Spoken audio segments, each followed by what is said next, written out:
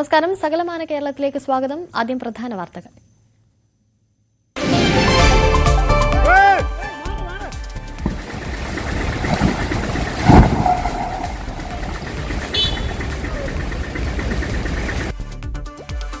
സംസ്ഥാനത്ത് കാലവർഷത്തിൽ കനത്ത നാശനഷ്ടം. പാലക്കാട് ഒരു മരണം, കോഴിക്കോട് മരം വീണ് റെയിൽവേ വൈദ്യുതി ലൈൻ പൊട്ടി. അടിമാലി കുമളി ദേശീയപാതയിൽ മണ്ണിടിച്ചിൽ. കോഴിക്കോട്, കണ്ണൂർ, വയനാട് ജില്ലകളിൽ റെഡ് അലർട്ട്.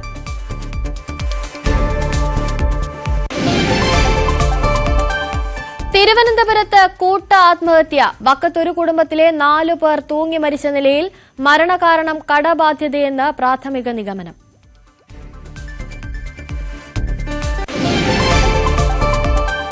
ആര്യങ്കാവിൽ 13.5 കിലോ കഞ്ചാവ് പിടിച്ചു. 3 പേർ അറസ്റ്റിൽ. കൊച്ചിയിൽ ലഹരി മാഫിയയിലെ പ്രധാനികൾ പിടിയിൽ. അറസ്റ്റിലായത് റിയാസ്, മുഹമ്മദ് ഹനീഫ എന്നിവർ. 51 ഗ്രാം MDMAയും പിടിച്ചെടുത്തു.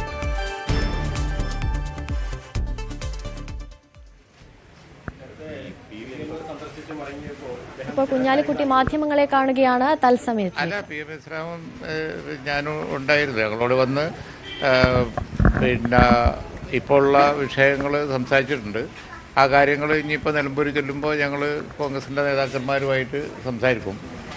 അപ്പോൾ ആ സംസാരത്തിന് ശേഷം എന്തെങ്കിലും ഉണ്ടെങ്കിൽ നിങ്ങളോട് അത് ഷെയർ ചെയ്യാം. ഈ വക ചോദ്യങ്ങളൊന്നും ഇപ്പോൾ എന്നോട് ചോദിക്കുന്നില്ല, അർത്ഥമില്ല. നിങ്ങൾക്കും അറിയാലോ. പിന്നെ എന്തിനും സമയം കളയുന്നത്? അല്ലാതെ ലീഗ് മീഡിയേഷനൊന്നുമില്ല. അദ്ദേഹം എല്ലാ ഘടകകക്ഷികളെയും കാണുന്ന കൂട്ടത്തിൽ ഞങ്ങളെ കണ്ടു എന്നേ ഉള്ളൂ. അത് കഴിഞ്ഞതിന് ശേഷം പിന്നെ ഘടകകക്ഷികൾ എന്നുള്ള അങ്ങോട്ടും ഇങ്ങോട്ടും ആശയവിനിമയം നടത്തൽ സാധാരണയാണ്. UDFിൻ്റെ മുമ്പിൽ വന്നിരിക്കുന്ന ഇലക്ഷൻ്റെ മുമ്പുള്ള UDFിൻ്റെ മുമ്പിൽ വന്നിരിക്കുന്ന പ്രശ്നങ്ങളൊക്കെ എല്ലാവരും കൂടി കൈകാര്യം ചെയ്യണം. അല്ല ഞങ്ങൾ പ്രത്യേകമായിട്ട് ഉള്ള മീഡിയേഷനൊന്നുമില്ല. ഇപ്പോൾ താൽക്കാലികയാർത്ഥങ്ങളായിട്ട് സംസാരിച്ചിരുന്നു. പിന്നെ അദ്ദേഹം ഡൽഹിയിലുണ്ട്, 5 ഡെലിഗേഷനിൽ പോവുകയാണ്. അപ്പോൾ ഞങ്ങൾക്ക് ഞങ്ങളുടേതായ രീതിയിൽ ഞങ്ങൾ കാര്യങ്ങളിൽ ഇടപെടും. ഞങ്ങൾ പരമ്പരാഗതമായി ചില രീതികളുണ്ട്. ആ നിലയിൽ ഞങ്ങൾ UDFിൻ്റെ പ്രശ്നം വന്നാൽ തീർച്ചയായിട്ടും ഇടപെടുമല്ലോ. അല്ല, ഈ ഹൈപ്പോത്തറ്റിക്കൽ ക്വസ്റ്റ്യൻസിലൊന്നും ഇപ്പോൾ മറുപടി പറയാൻ കഴിയില്ല. ബാക്കി നമുക്ക് നിലമ്പൂർ വെച്ച് അല്ല, അൻവർ വന്നതാണ്. അൻവർ വന്ന് പിന്നെ അദ്ദേഹത്തിൻ്റെ പൊസിഷൻ അത് അദ്ദേഹം പത്രക്കാരോട് നിങ്ങളോട് പറഞ്ഞല്ലോ. അവർ ഞങ്ങളെ കാണാനായിട്ട് വന്നതാണ്, കാര്യങ്ങൾ ധരിപ്പിച്ചു എന്നുള്ളത് സത്യമാണ്. അപ്പോൾ അദ്ദേഹത്തിൻ്റെ വശം അദ്ദേഹം പറഞ്ഞു. ആ വിഷയം ഇനി കോൺഗ്രസ് നേതാക്കന്മാരായിട്ട് സംസാരിച്ചതിന് ശേഷം നിങ്ങളുമായിട്ട് ഷെയർ ചെയ്യാൻ എന്തെങ്കിലും ഉണ്ടെങ്കിൽ വൈകുന്നേരം ഷെയർ ചെയ്യാം. നിങ്ങൾ ഈ ക്വസ്റ്റ്യൻസ് ചോദിച്ചുകൊണ്ട് കണ്ട സമയം വെറുതെ പോകും. അല്ല, അതെ ഇത് നമ്മളത് അങ്ങനെ അനലൈസ് ചെയ്ത് വന്ന് സമയം കളിച്ചിട്ട് കാര്യമില്ല. ഞാൻ ഇത്രേ പറയുള്ളൂ. ഇതിൻ്റെ പറയേണ്ട അത്രേ പ്രസക്തിയുള്ളൂ. ബാക്കി നിലമ്പൂർ കാണാം നമുക്ക്. ഓക്കെ.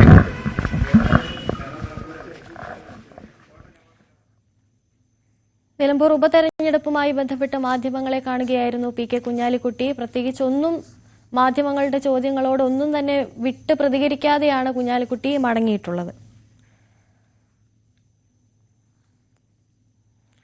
മറ്റു വാർത്തകൾ നോക്കാം. വെള്ളിയാഴ്ച വരെ കനത്തു പെയ്യും മഴ.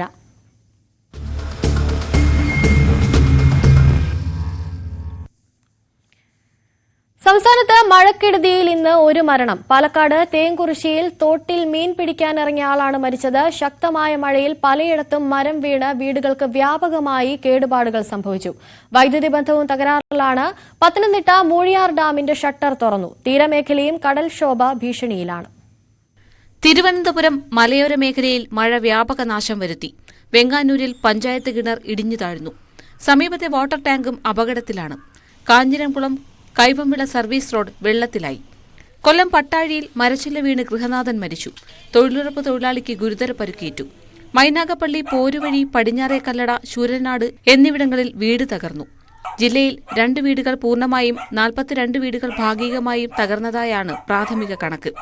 പള്ളിമുക്ക് അയത്തിൽ റോഡിൽ മരം കടപുഴകി. എഴുകോണം ചടയമംഗലത്തും വ്യാപക കൃഷിനാശമുണ്ടായി. കുളത്തൂപ്പുഴ അമ്പലക്കടവ് പാലത്തിനായി നിർമ്മിച്ച തടയണ ഒലിച്ചുപോയി. ആയൂർ അഗമൺ ഭാഗത്ത് MC റോഡിന്റെ വശമിടിഞ്ഞ് തോട്ടിലേക്ക് പതിച്ചു. പത്തനംതിട്ട മൂഴിയാർ ഡാമിന്റെ ഷട്ടർ തുറന്നു. കക്കാട്ടാറിന്റെ തീരത്ത് താമസിക്കുന്നവർ ജാഗ്രത പാലിക്കണം. കോട്ടയം രാമപുരം കൂത്താട്ടുകുളം റോഡിൽ മരം വീണ് ഗതാഗതം തടസ്സപ്പെട്ടു. എറണാകുളം വാരപ്പെട്ടിയിൽ ശക്തമായ കാറ്റിൽ മരം വീണ് വീട് തകർന്നു. ചെമ്പൻകുഴിയിൽ ഓട്ടോറിക്ഷയുടെ മുകളിലേക്ക് മരം വീണ് യാത്രക്കാർക്ക് പരുക്കേറ്റു. ചേലാട്, പഴങ്ങര, നെല്ലിമറ്റം, ചെമ്പൻകുഴി, അയ്യപ്പൻമുടി എന്നിവിടങ്ങളിലും മരങ്ങൾ കടപുഴകി. പിടവൂരിലും കോട്ടപ്പടിയിലും മരം വീണ് വീട് തകർന്നു. ഇടുക്കിയിൽ ദേശീയപാത 85-ലടക്കം മരം കടപുഴകി ഗതാഗതം തടസ്സപ്പെട്ടു. മാങ്കുളത്ത് ബസിന് മുകളിലേക്ക് മരം വീണു. കുരിശുപാറയിൽ മൊബൈൽ നെറ്റ്വർക്ക് കിട്ടാതായിട്ട് ദിവസങ്ങളായി. വെള്ളത്തൂവൽ ശല്യാംപാറയിലും മരം വീണ് വീട് തകർന്നു. വിനോദസഞ്ചാര മേഖലയും നിശ്ചലമാണ്. പാലക്കാട് തേങ്കുറിശ്ശിയിൽ തോട്ടിൽ ഒഴുക്കിൽപ്പെട്ടയാൾ മരിച്ചു. തേങ്കുറിശ്ശി സ്വദേശി രമേശാണ് മരിച്ചത്. മീൻ പിടിക്കാൻ ഇറങ്ങവെയാണ് അപകടം. പയ്യന്നൂരിൽ ബൈക്ക് യാത്രികനുമേൽ ആൽമരം വീണു. യാത്രക്കാരൻ അത്ഭുതകരമായി രക്ഷപ്പെട്ടു. ശക്തമായ മഴയിൽ കാസർകോട് ഉദിനൂർ മുതിരക്കോവലിലെ കുടുംബങ്ങൾ ഒറ്റപ്പെട്ടു. അശാസ്ത്രീയമായ റോഡ് നിർമ്മാണമാണ് വെള്ളക്കെട്ടിന് കാരണം. News desk, news 18. സംസ്ഥാനത്ത് അതിശക്തമായ മഴ തുടരുന്നു. ഇന്ന് 3 ജില്ലകൾക്ക് റെഡ് അലർട്ടാണ്. 8 ജില്ലകളിൽ ഓറഞ്ച് അലർട്ടും. 3 ജില്ലകൾക്ക് യെല്ലോ അലർട്ടും പ്രഖ്യാപിച്ചിട്ടുണ്ട്. മെയ് 30 വരെ വിവിധ ജില്ലകളിൽ അതിതീവ്ര മഴയെന്നും മുന്നറിയിപ്പുണ്ട്. വിവരങ്ങളുമായി ഷംന ചേരുന്നു. ഷംന, അതിതീവ്ര മഴയാണ് സംസ്ഥാനത്തെ എല്ലായിടത്തും പെയ്തുകൊണ്ടിരിക്കുന്നത്. വലിയ രീതിയിലുള്ള നാശനഷ്ടങ്ങൾ സംഭവിച്ചുകൊണ്ടിരിക്കുന്നു. ഇനിയുള്ള ദിവസങ്ങളിലും അതിതീവ്ര മഴയ്ക്കുള്ള സാധ്യതയുണ്ട്. എന്താണ് ലഭിക്കുന്ന വിവരങ്ങൾ? തീർച്ചയായും അനുശ്രീ, വരും ദിവസങ്ങളിലും അതിതീവ്ര മഴ മുന്നറിയിപ്പ് തന്നെയാണ് നിലനിൽക്കുന്നത്. എന്തായാലും വടക്കൻ കേരളത്തിൽ നമ്മൾ ആദ്യം മുതലേ പറഞ്ഞിരുന്നു, വടക്കൻ കേരളത്തിൽ ഇത്തവണ മഴ ശക്തമാകുമെന്ന്. അത് തന്നെയാണ് ഇപ്പോഴും ഏറ്റവും പുതിയ വിവരങ്ങളുടെ അടിസ്ഥാനത്തിൽ ലഭിക്കുന്നതും. ഇന്ന് 3 ജില്ലകൾക്കാണ് റെഡ് അലർട്ട് പ്രഖ്യാപിച്ചിട്ടുള്ളത്. കോഴിക്കോട്, വയനാട്, കണ്ണൂർ ജില്ലകൾക്കാണ്. കോഴിക്കോടും വയനാടും നാളെയും റെഡ് അലർട്ട് തന്നെയാണ്. ഒപ്പം മെയ് 30 വരെയാണ് നിലവിൽ റെഡ് അലർട്ടുകൾ വിവിധ ജില്ലകൾക്കായി പ്രഖ്യാപിച്ചിട്ടുള്ളത്. ഇന്നും നാളെയും വടക്കൻ കേരളത്തിൽ മാത്രമാണ് അതിതീവ്ര മഴയെങ്കിൽ മറ്റന്നാളോടുകൂടി അത് പത്തനംതിട്ടയിലേക്കും ഒപ്പം ഇടുക്കിയിലേക്കും ഒക്കെ വ്യാപിക്കുന്ന ഒരു സ്ഥിതിയാണ്. എന്തായാലും സംസ്ഥാനത്ത് വരും ദിവസങ്ങളിൽ വ്യാപകമായി ശക്തമായ മഴ തന്നെയായിരിക്കുമെന്നാണ് മുന്നറിയിപ്പുള്ളത്. ഒപ്പം ഇന്ന് തിരുവനന്തപുരം, കൊല്ലം, ആലപ്പുഴ ഒഴികെ മറ്റ് ജില്ലകൾക്ക് ഓറഞ്ച് അലർട്ടും പ്രഖ്യാപിച്ചിട്ടുണ്ട്. ഈ 3 ജില്ലകൾക്ക് യെല്ലോ അലർട്ടുമാണ് നിലവിൽ. നാളെയും നാളെ 2 ജില്ലകൾക്ക് യെല്ലോ അലർട്ടും ഒപ്പം 10 ജില്ലകൾക്ക് ഓറഞ്ച് അലർട്ടും 3 ജില്ലകൾക്ക് യെല്ലോ അലർട്ടും അങ്ങനെയാണ് പ്രഖ്യാപിച്ചിട്ടുള്ളത്. എന്തായാലും വരും ദിവസങ്ങളിലും സംസ്ഥാനത്ത് അതിശക്തമായ മഴ മുന്നറിയിപ്പ് തന്നെയാണ് നിലനിൽക്കുന്നത്. ഒപ്പം ഇത്തവണത്തെ മൺസൂണിന് നിരവധി പ്രത്യേകതകൾ ഉണ്ടായിരുന്നു. കാരണം എല്ലാ തവണയും തെക്കൻ കേരളത്തിലെത്തി അതിനുശേഷമാണ് വടക്കൻ കേരളത്തിലോട്ട് മഴ വ്യാപിക്കുന്നത്. എന്നാൽ ഇത്തവണ അങ്ങനെയല്ല. ആദ്യം വടക്കൻ കേരളത്തിലോട്ടാണ് മൺസൂൺ എത്തിയത്. അതിനുശേഷം പിന്നീട് സംസ്ഥാനമൊട്ടാകെ വ്യാപിക്കുകയാണ്. അതിന്റെ ഫലമായി തന്നെ വടക്കൻ കേരളത്തിൽ ഇത്തവണ മഴ കനക്കുമെന്ന് മുന്നറിയിപ്പുണ്ടായിരുന്നു. ഒപ്പം തന്നെ ഈ മൺസൂൺ എത്തുന്ന അതേ സമയത്ത് തന്നെ അറബിക്കടലിൽ ഒരു ന്യൂനമർദ്ദം രൂപപ്പെട്ടിരുന്നു. അത് അതിതീവ്ര ന്യൂനമർദ്ദമായി മാറുകയും അതിന്റെ ഫലമായി കൂടിയ സംസ്ഥാനത്ത് മഴ ശക്തമാവുന്ന സാഹചര്യം ഉണ്ടായിരുന്നു. ഇതിനു പുറമെ ബംഗാൾ ഉൾക്കടലിൽ ഇന്ന് പുതിയ ന്യൂനമർദ്ദം രൂപപ്പെടുമെന്നാണ് മുന്നറിയിപ്പുള്ളത്. രൂപപ്പെടാൻ സാധ്യത എന്ന് കാലാവസ്ഥാ വകുപ്പ് അറിയിച്ചിട്ടുണ്ട്. അങ്ങനെയാണെങ്കിൽ വരും ദിവസങ്ങളിൽ അതിന്റെ ഫലമായി കൂടി മഴ ശക്തമാകും, കൂടുതൽ മഴ ലഭിക്കുമെന്നതാണ് മുന്നറിയിപ്പ്. ഒപ്പം തന്നെ അതീവ ജാഗ്രത പാലിക്കണമെന്ന നിർദ്ദേശമുണ്ട്. കാരണം വളരെ ചുരുങ്ങിയ സമയം കൊണ്ട് അതിശക്തമായ മഴയാണ് പ്രവചിക്കപ്പെടുന്നത്. അതുകൊണ്ട് തന്നെ ജാഗ്രത പാലിക്കണം. ഒപ്പം മലയോര മേഖലയിൽ മണ്ണിടിച്ചിൽ സാധ്യത നിലനിൽക്കുന്നുണ്ട്. ഒപ്പം അതിശക്തമായ കാറ്റ്, പ്രത്യേകിച്ച് രാത്രികാലങ്ങളിൽ അതിശക്തമായ കാറ്റിന് സാധ്യതയുണ്ട്. ഇതൊക്കെ കണക്കിലെടുത്ത് ജാഗ്രത പാലിക്കണം. ഒപ്പം കള്ളക്കടൽ പ്രതിഭാസത്തിനും ഉയർന്ന തിരമാലയ്ക്കൊക്കെ സാധ്യതയുണ്ട്. ഇതൊക്കെ നേരത്തെ തന്നെ മുന്നറിയിപ്പ് നൽകിയിരുന്നു. അതിനൊക്കെ പുറമെ ഇപ്പോൾ ദുരന്ത നിവാരണ അതോറിറ്റിയുടെ പുതിയ കണക്കുകൾ പുറത്തു വന്നിട്ടുണ്ട്. അതായത് സംസ്ഥാനത്ത് മഴക്കെടുതിയിൽ ഉണ്ടായ നാശനഷ്ടങ്ങളുടെയും മരണത്തിന്റെയും കണക്ക് സംബന്ധിച്ച് റിപ്പോർട്ട് പുറത്തു വന്നിട്ടുണ്ട്. ഇന്നലെ വരെ, അതായത് കഴിഞ്ഞ വേനൽ മഴ മുതൽ ഏപ്രിൽ മുതൽ ഇന്നലെ രാത്രി വരെ ഉണ്ടായ ഒരു കണക്ക് പ്രകാരം 22 പേരാണ് സംസ്ഥാനത്തെ ഇത്തവണത്തെ മഴക്കെടുതിയിൽ മരിച്ചത്. ഇതിൽ തന്നെ കൂടുതൽ മരണങ്ങളും റിപ്പോർട്ട് ചെയ്തത് കോഴിക്കോട് ജില്ലയിൽ നിന്നാണ്. കോഴിക്കോട് ജില്ലയിൽ മാത്രം 4 മരണങ്ങളാണ് ഇതുവരെ മഴക്കെടുതിയിൽ റിപ്പോർട്ട് ചെയ്തത്. ഒപ്പം വലിയ നാശനഷ്ടങ്ങളും സംഭവിച്ചിട്ടുണ്ട്. പൂർണ്ണമായും വീടുകൾ തകർന്നവയുണ്ട്, ഭാഗികമായി തകർന്നവയുണ്ട്. അങ്ങനെ സംസ്ഥാനത്തെ ഒരു മഴക്കെടുതിയുടെ നാശനഷ്ട കണക്കുകൾ ഇപ്പോൾ ദുരന്ത നിവാരണ അതോറിറ്റി പുറത്തുവിട്ടിട്ടുണ്ട്. ഒപ്പം തന്നെ മിന്നൽ പ്രളയ സാധ്യതാ മുന്നറിയിപ്പ് കൂടി നിലനിൽക്കുന്നുണ്ട്. സംസ്ഥാനത്തെ വിവിധ ജില്ലകളിലായി നദികളിലൊക്കെ ഓറഞ്ച് യെല്ലോ അലർട്ടുകൾ പ്രഖ്യാപിച്ചിട്ടുണ്ട്. എന്തായാലും അതീവ ജാഗ്രത പാലിക്കണം. സംസ്ഥാനത്ത് ഇനിയും മഴ ശക്തമാകുമെന്ന് തന്നെയാണ് മുന്നറിയിപ്പ്. അനുശ്രീ. ശരി, സംസ്ഥാനത്ത് അതിശക്തമായ മഴ തുടരുകയാണ്. 3 ജില്ലകൾക്കാണ് റെഡ് അലർട്ട് പ്രഖ്യാപിച്ചിരിക്കുന്നത്. അതീവ ജാഗ്രത പാലിക്കണമെന്ന നിർദ്ദേശങ്ങളും പുറപ്പെടുവിച്ചിട്ടുണ്ട്. ആയിഷത്തിൽ ഷംനയാണ് വിവരങ്ങൾ നൽകിയത്. പത്തനംതിട്ട മൂഴിയാർ ഡാം തുറന്നു. ഡാമിന്റെ ഒരു ഷട്ടർ 10 സെന്റിമീറ്ററാണ് തുറന്നത്. ജലനിരപ്പ് 192.50 മീറ്റർ ആയതോടെയാണ് ഡാം തുറന്നത്. 192.63 മീറ്ററാണ് ഡാമിന്റെ സംഭരണശേഷി. കോതമംഗലത്ത് ശക്തമായ കാറ്റിൽ മരങ്ങൾ വീണ് വീട് തകർന്നു. വാരപ്പെട്ടി പിടവൂരിന് സമീപമാണ് സംഭവമുണ്ടായത്. പിടവൂർ മംഗലത്ത് ഷമീറിന്റെ വീടാണ് തകർന്നത്. ഷമീറും കുടുംബവും ആശുപത്രിയിൽ പോയ സമയത്താണ് അപകടമുണ്ടായത്. ഷീറ്റും ഓടും ഉപയോഗിച്ച് മേഞ്ഞിരുന്ന വീടിന്റെ മേൽക്കൂരയും പൂർണ്ണമായി തകർന്നു. ഉടമയ്ക്ക് അർഹമായ നഷ്ടപരിഹാരം ലഭ്യമാക്കണമെന്ന് വാർഡ് മെമ്പർ KM സെയ്ദ് ആവശ്യപ്പെട്ടു. ഇന്നലെ രാത്രിയിലുണ്ടായ ശക്തമായ കാറ്റിലും മഴയിലും ഒരു പാവപ്പെട്ടവന്റെ വീടിന്റെ മുകളിലേക്ക് 2 മരങ്ങൾ മറിഞ്ഞു ചാടുകയും ആ വീട് പൂർണ്ണമായും തകരുകയും ചെയ്തിരിക്കുകയാണ്. പിടവൂര് റേഷൻകടപ്പടിയിലാണ്, വാരപ്പെട്ടി പഞ്ചായത്ത് പിടവൂർ കരയിൽ റേഷൻകടപ്പടിക്ക് സമീപമാണ് ഈ സംഭവം ഉണ്ടായിട്ടുള്ളത്. വളരെ വീട് പൂർണ്ണമായി തകർന്ന രീതിയിലാണ്. കഴിഞ്ഞ 1 വർഷം കൊണ്ട് പുള്ളിയുടെ അധ്വാനം മുഴുവൻ മുടക്കി ആ വീട് മെയിൻ്റനൻസ് ചെയ്ത മുഴുവൻ തകർന്നിരിക്കുകയാണ്. കൊല്ലത്ത് കടലിൽ കിടന്ന തടിക്കഷ്ണങ്ങൾ മത്സ്യത്തൊഴിലാളികൾ ഹാർബറിലെത്തിച്ചു. മത്സ്യബന്ധനത്തിന് പോയ ചെറുവള്ളങ്ങളിൽ തടിക്കഷ്ണങ്ങൾ വന്നിടിച്ചിരുന്നു. കടലിൽ താഴ്ന്നുപോയ കപ്പലിൽ നിന്നോ അല്ലെങ്കിൽ കണ്ടെയ്നറിൽ നിന്നോ ആകാം തടിക്കഷ്ണങ്ങൾ എന്നാണ് പ്രാഥമിക നിഗമനം. കഴിഞ്ഞ ദിവസം രാത്രി 9 മണിയോടെയാണ് തടിക്കഷ്ണങ്ങൾ വള്ളങ്ങളിൽ ഇടിച്ചത്. വള്ളങ്ങൾക്കും ബോട്ടുകൾക്കും തകരാർ സംഭവിച്ചതായും മത്സ്യത്തൊഴിലാളികൾ പറയുന്നു.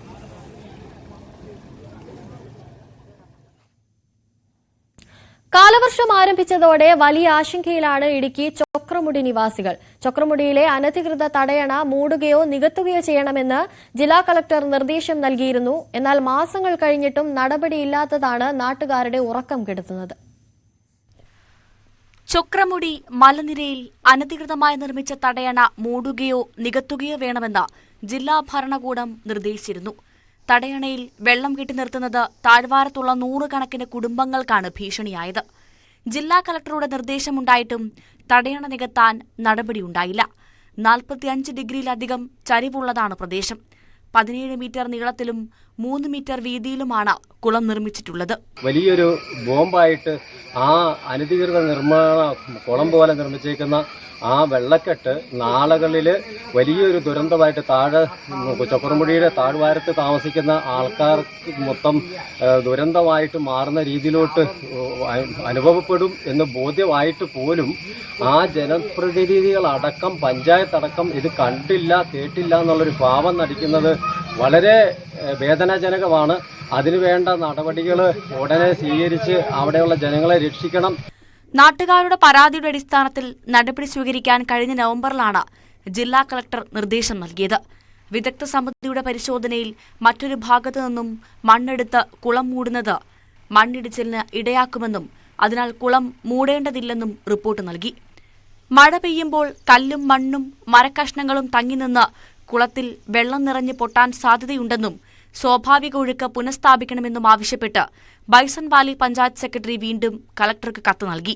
ഇതിന്റെ അടിസ്ഥാനത്തിൽ ADM ഉൾപ്പെടെയുള്ള ഉദ്യോഗസ്ഥർ സ്ഥലത്ത് സന്ദർശനം നടത്തി.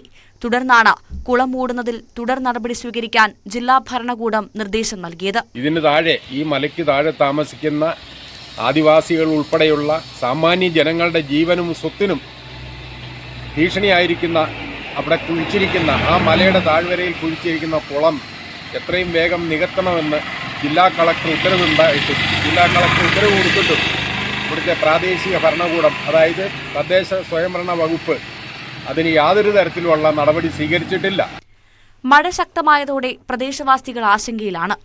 ഇപ്പോൾ ചൊക്രമുടി മലനിരകളിൽ അതിശക്തമായ മഴയാണ് പെയ്തുകൊണ്ടിരിക്കുന്നത്. അവിടുന്ന് ഒഴുകി വരുന്ന വെള്ളത്തിൻ്റെ കനയടികൾ കണക്കുപോലും നമുക്ക് കണക്കുകൂട്ടാൻ പറ്റാത്ത രീതിയിലുള്ള അതിശക്തമായ മഴയാണ് അവിടുന്ന് ഉണ്ടായിക്കൊണ്ടിരിക്കുന്നത്.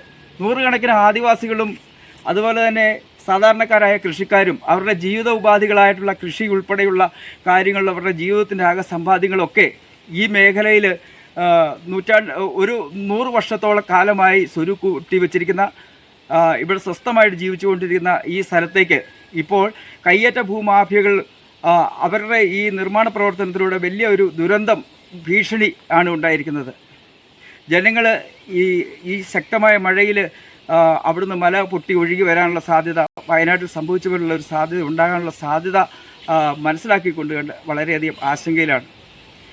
തടയണയുടെ മൺവരമ്പുകൾ പൂർണ്ണമായും പൊളിച്ചുമാറ്റി സ്വാഭാവിക ഒഴുക്ക് പുനഃസ്ഥാപിച്ചില്ലെങ്കിൽ വലിയ അപകടങ്ങൾക്ക് ഇടയാക്കുമെന്ന് നാട്ടുകാർ പറയുന്നു.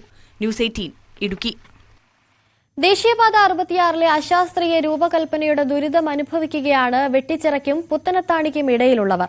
പുത്തനത്താണിയിൽ ദേശീയപാതയുടെ സർവീസ് റോഡുകൾ മേൽപ്പാലത്തിന്റെ കൈവഴികൾക്ക് താഴെ വലം വെച്ച് കറങ്ങിത്തിരിഞ്ഞാണ് ഇപ്പോൾ വാഹനങ്ങൾ സഞ്ചരിക്കുന്നത്. സർവീസ് റോഡും ഡ്രെയിനേജും ഇല്ലാത്തതിനാൽ പ്രദേശത്തെ വീടുകളിലേക്കാണ് മലിനജലമെല്ലാം കുത്തിയൊലിച്ചെത്തുന്നത്. CV അനുമോദിന്റെ റിപ്പോർട്ട് കാണാം. ദേശീയപാത 66-ൽ വെട്ടിച്ചിറയ്ക്കും പുത്തനത്താണിക്കും ഇടയിലാണ് ഞാൻ നിൽക്കുന്നത്. എനിക്ക് മുകളിലുള്ളത് പുത്തനത്താണിയിലെ ഓവർബ്രിഡ്ജാണ്. ഇതുവഴിയാണ് ഹൈവേ കടന്നു പോകുന്നത്. ഇവിടുത്തെ പ്രധാന പ്രശ്നം ഈ രണ്ട് മേഖലയ്ക്കിടയിൽ സർവീസ് റോഡില്ല എന്നുള്ളതാണ്. നിലവിൽ നമുക്ക് അവിടെ കാണാൻ കഴിയും, വെട്ടിച്ചിറ ഭാഗത്തു നിന്നുള്ള സർവീസ് റോഡ് അതുവഴി ഈ പാതയ്ക്കരികിലൂടെ വളഞ്ഞ് തിരിച്ച് പഴയ റോഡിലേക്ക് കയറുന്നു.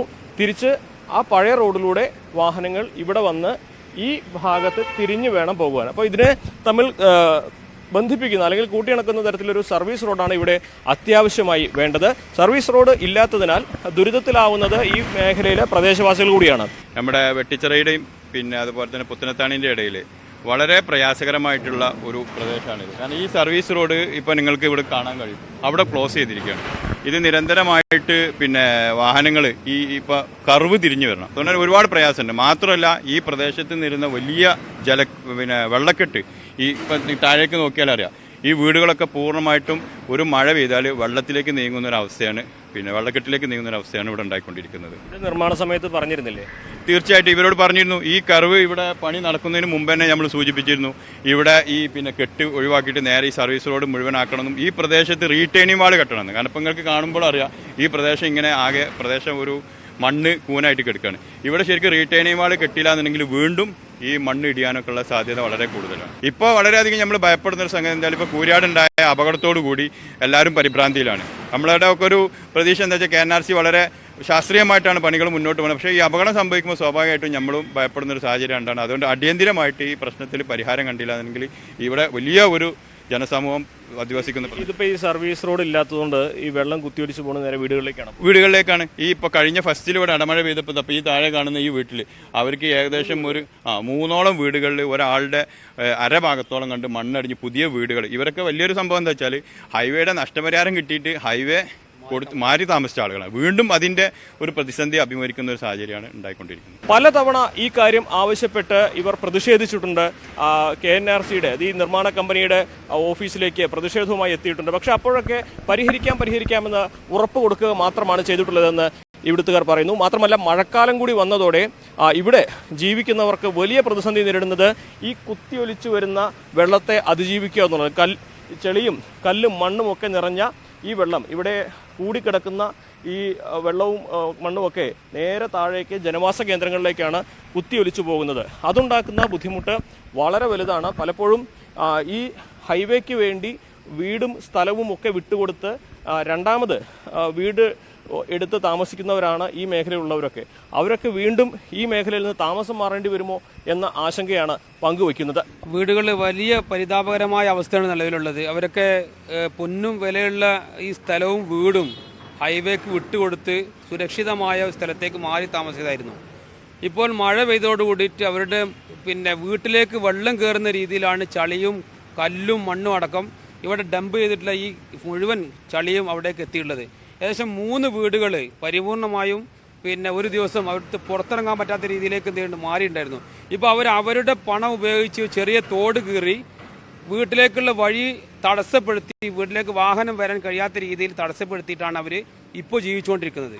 നിരന്തരമായി ആവശ്യപ്പെട്ടിട്ടും ഇതിനൊരു പരിഹാരം കാണുന്നില്ല. നിയമസഭയിൽ MLA ഇത് ആവശ്യപ്പെട്ടു. 10-25ഓളം നിവേദനങ്ങൾ ജില്ലാ കളക്ടർക്കും NH ഹൈവേ അതോറിറ്റിക്കും മുഖ്യമന്ത്രിക്കും എല്ലാവർക്കും ഇവിടുന്ന് നൽകിയിട്ടുണ്ട്. പക്ഷേ ഒരു പരിഹാരവും ഇതുവരെ കണ്ടിട്ടില്ല. ഇനിയും ഈ പരിഹാരം കണ്ടില്ലെങ്കിൽ ഇപ്പോൾ ആളുകൾ വലിയ പ്രതിസന്ധിയാണ് നേരിടുന്നത്. എന്താണെങ്കിലും വളരെ വേഗത്തിൽ തീർക്കാവുന്ന ഒരു നിർമ്മാണമാണ് ഈ രണ്ട് മേഖലയെ ബന്ധിപ്പിച്ചുകൊണ്ടുള്ള സർവീസ് റോഡിന്റെ പണി എന്നുള്ളത്. ഇത് ആവശ്യപ്പെട്ട് പലതവണ ഈ ഇവിടുത്തുകാർ പ്രക്ഷോഭം നടത്തിയിട്ടുണ്ട്. ആ പ്രക്ഷോഭം അവർ തുടരുക തന്നെയാണ് ചെയ്യുന്നത്. പക്ഷേ കൂരിയാട് സംഭവത്തിന്റെ പശ്ചാത്തലത്തിൽ ഇവർ വീണ്ടും ആ പ്രതിഷേധവും പ്രക്ഷോഭവും ഒക്കെ ശക്തമാക്കാനുള്ള ആലോചനയിലാണ് ഇപ്പോഴുള്ളത്. ജിഷാദ് വളാഞ്ചേരിക്കൊപ്പം CV അനുമോദ്, ന്യൂസ് 18. തിരുവനന്തപുരം വക്കത്ത് കുടുംബത്തിന്റെ കൂട്ട ആത്മഹത്യ. വക്കം ഫാർമേഴ്സ് സഹകരണ ബാങ്ക് ജീവനക്കാരൻ അനിൽകുമാർ, ഭാര്യ ഷീജ, 2 ആൺമക്കളുമാണ് മരിച്ചത്. കടബാധ്യതയാണ് മരണകാരണമെന്നാണ് പ്രാഥമിക നിഗമനം. മാത്രമേ ഇതെന്താണ് അതിന്റെ ഡീറ്റെയിൽസ് എല്ലാം നമുക്ക് വ്യക്തമുള്ളൂ. അല്ല, അതിലൊരു ഡയറി നമുക്ക് കിട്ടിയിട്ടുണ്ട്. അത് എന്താണെന്നുള്ളതൊക്കെ പരിശോധിച്ചതിന് ശേഷം മാത്രമേ അത് കാര്യങ്ങൾ പറയാൻ സാധിക്കുകയുള്ളൂ. അല്ല, അത് ഡയറി നമ്മളിപ്പോൾ ഒഫീഷ്യലായിട്ട് സീസ് ചെയ്യുകയോ അല്ലെങ്കിൽ അതിന്റെ തെളിവിന്റെ ഭാഗമാക്കുകയോ ചെയ്തില്ല. അപ്പോൾ അതുകൊണ്ട് തന്നെ നമുക്ക് അത്തരം കാര്യങ്ങൾ ഇപ്പോൾ കൂടുതൽ വെളിപ്പെടുത്തുന്നത് ഉചിതമായിരിക്കില്ല. 4 പേരും ഒരു റൂമിലാണ് ഹാങ് ചെയ്ത്. ഇന്നലെ വൈകുന്നേരം വരെ ആൾക്കാർ ഇവരെ കണ്ടിട്ടുണ്ട്, ഈ കുടുംബത്തിലുള്ള എല്ലാ അംഗങ്ങളെയും. വൈകുന്നേരം സന്ധ്യയ്ക്ക് ശേഷം ഇവിടെ വാതിലടഞ്ഞു കിടക്കുന്നതാണ് തൊട്ടടുത്ത അയൽവാസി കണ്ടത്. പക്ഷെ മഴയായതുകൊണ്ട് നേരത്തെ ഉറങ്ങിയതായിരിക്കും വിചാരിച്ച് അവർ വന്നില്ല.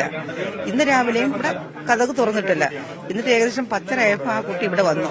കതക് തുറന്ന് നോക്കിയപ്പോൾ 4 പേരും തൂങ്ങി നിൽക്കുന്നതായിട്ട് കണ്ട്. അപ്പോൾ ആ കുട്ടി ഉടൻ തന്നെ എന്നെ വിളിച്ചു, ചേച്ചി വേഗം വാ, ഇവിടെ ഒരു പ്രശ്നമുണ്ടെന്ന് പറഞ്ഞു. ഞാനും എന്റെ ഹസ്ബൻഡും കൂടെ വന്ന് നോക്കിയപ്പോൾ 4 പേരും 4 മൂലയിലായിട്ട് തൂങ്ങി നിൽക്കുന്നതായിട്ടാണ് കണ്ടത്. കടബാധ്യത മാത്രമേ ഉള്ളവർക്ക്, അല്ല വേറൊരു പ്രശ്നമില്ല. എല്ലാ വിധത്തിലും നല്ല രീതിയിൽ ജീവിക്കുന്നവരാണ്. പക്ഷെ കടമുണ്ട്, ആ ഒരു കാരണം മാത്രമേ നമുക്ക് പറയാനുള്ളൂ. വിവരങ്ങളുമായി സാരംഗ് ചേരുന്നു. സാരംഗ്, അതിദാരുണമായ സംഭവം. ഒരു കുടുംബത്തിലെ മുഴുവൻ പേരും ആത്മഹത്യ ചെയ്തിരിക്കുന്നു. കടബാധ്യത തന്നെയാണ് എന്ന ഒരു നിഗമനത്തിലെത്താൻ സാധിക്കുമോ? മറ്റെന്തെങ്കിലും കാരണം ഈ ആത്മഹത്യക്ക് പിന്നിലുണ്ടോ? അതുപോലെ തന്നെ ഒരു ഡയറി കണ്ടെടുത്തു എന്ന തരത്തിലുള്ള വിവരങ്ങളും പുറത്തു വരുന്നുണ്ട്. ഇതിൽ നിന്ന് എന്തെങ്കിലും തരത്തിലുള്ള പ്രധാനപ്പെട്ട വിവരങ്ങൾ ലഭിച്ചിട്ടുണ്ടോ? എന്തൊക്കെയാണ് കൂടുതൽ വിവരങ്ങൾ? പ്രാഥമികമായി നടത്തിയ അന്വേഷണത്തിൽ കൂട്ടാത്മഹത്യക്ക് പിന്നിലെ കാരണം കടബാധ്യത തന്നെയാണെന്നാണ് നമുക്ക് മനസ്സിലാവുന്നത്. കാരണം മറ്റു പ്രശ്നങ്ങളൊന്നും തന്നെ കുടുംബം നേരിട്ടിരുന്നില്ല എന്നതാണ് കുടുംബാംഗങ്ങളും അതേപോലെ തന്നെ അയൽവാസികളും മറ്റ് അനിൽകുമാറിന്റെ ഒപ്പം ജോലി ചെയ്ത സഹപ്രവർത്തകരും പറയുന്നത്. അല്ലാത്ത പക്ഷം വേറെ ആത്മഹത്യക്ക് പ്രേരണ നൽകുന്ന മറ്റ് വിഷയങ്ങൾ ഒന്നും തന്നെ ആ കുടുംബം നേരിട്ടിരുന്നില്ല. വക്കം ഫാർമേഴ്സ് സഹകരണ ബാങ്ക് ജീവനക്കാരൻ, അതായത് മണിനാഗം ബ്രാഞ്ച് മാനേജറായിരുന്നു ഈ മരണപ്പെട്ട അനിൽകുമാറും പിന്നെ ഭാര്യ ഷീജ, ആൺമക്കളായ അക്ഷയ്, ആകേഷ്. ഈ 4 പേരെയും വീടിനകത്തുള്ള മുറിയിൽ ഒരു മുറിയിലാണ് 4 പേരും തൂങ്ങി മരിച്ച നിലയിൽ കണ്ടെത്തിയത്. രാത്രി വൈകുന്നേരം തന്നെ വീട്ടുകാരെ പുറത്ത് കണ്ടിരുന്നു. അതിനുശേഷം തന്നെ കഴിഞ്ഞ ദിവസം രാത്രി മുഴുവനും ഇന്ന് രാവിലെ 10 മണിവരെ കുടുംബത്തിന്റെ ഭാഗത്തുനിന്ന് മറ്റ് അനക്കങ്ങളൊന്നും കാണാതെ ആയപ്പോഴാണ് അയൽവാസിയായ യുവതി അവിടെ വന്ന് കയറി നോക്കുന്നതും 4 പേരെയും തൂങ്ങി മരിച്ച നിലയിൽ കാണുന്നു. തുടർന്ന് മെമ്പറെ അറിയിക്കുകയും മെമ്പർ വഴി പോലീസിനെ അറിയിക്കുകയും അങ്ങനെയാണ് പോലീസ് സ്ഥലത്തുനിന്നും ഈ 4 പേരെയും മരിച്ച നിലയിൽ കാണുകയും ചെയ്യുന്നത്. കടക്കാവൂർ പോലീസ് നിലവിൽ ഇൻക്വസ്റ്റ് നടപടികൾ സ്വീകരിച്ചു വരികയാണ്. ശേഷം പോസ്റ്റ്മോർട്ടം നടപടികൾക്കായി മെഡിക്കൽ കോളേജ് ആശുപത്രിയിലേക്ക് മാറ്റുമെന്നാണ് നിലവിലുള്ള വിവരം. അതിനുശേഷം മാത്രമേ നമുക്ക് കൂടുതൽ വിവരങ്ങൾ, അതായത് ഈ ഡയറി കണ്ടെടുത്തിട്ടുണ്ട്, ആ ഡയറിയിൽ വിവരങ്ങൾ ഉണ്ട് എന്ന് പറയുന്നുണ്ടെങ്കിൽ പോലും അത് തെളിവിന്റെ ഭാഗമായി പോലീസ് ചേർത്തില്ല. അതിനുശേഷം മാത്രമായിരിക്കും ഈ വീടിനകത്തെ മുറികളിനകത്തുള്ള മറ്റ് വസ്തുക്കളും ഈ ഡയറിയും എല്ലാം പരിശോധിക്കുക. അതിനുശേഷം മാത്രമായിരിക്കും കൃത്യമായ മോട്ടീവ് എന്താണ്, അതായത് ആത്മഹത്യയിലേക്ക് നയിച്ച കാരണങ്ങൾ എന്താണെന്ന് നമുക്ക് മനസ്സിലാക്കാൻ കഴിയുള്ളൂ. ശരി. തിരുവനന്തപുരം വക്കത്ത് കുടുംബത്തിന്റെ കൂട്ട ആത്മഹത്യ നടന്നിരിക്കുകയാണ്. വക്കം ഫാർമേഴ്സ് സഹകരണ ബാങ്ക് ജീവനക്കാരനായ അനിൽകുമാർ, ഭാര്യ ഷീജ, 2 ആൺമക്കളുമാണ് മരിച്ചത്. മരണകാരണം കടബാധ്യതയെന്ന വിവരങ്ങളാണ് പുറത്തുവരുന്നത്. സാരംഗാണ് വിവരങ്ങൾ നൽകിയത്. പുനലൂർ മൂവാറ്റുപുഴ സംസ്ഥാന പാതയിൽ ലോറിയും കാറും കൂട്ടിയിടിച്ച് കാർ യാത്രക്കാരന് പരിക്ക്. ഇന്ന് രാവിലെ 8 മണിയോടെ പൂരണി പള്ളിക്ക് സമീപമായിരുന്നു അപകടം. ഈരാറ്റുപേട്ട സ്വദേശി ചന്ദ്രശേഖരൻ നായർക്കാണ് പരിക്കേറ്റത്. ഇദ്ദേഹത്തെ പാല ചേർപ്പുങ്കലിലെ സ്വകാര്യ ആശുപത്രിയിൽ പ്രവേശിപ്പിച്ചു. അപകടത്തിന്റെ CCTV ദൃശ്യങ്ങൾ പുറത്തുവന്നു.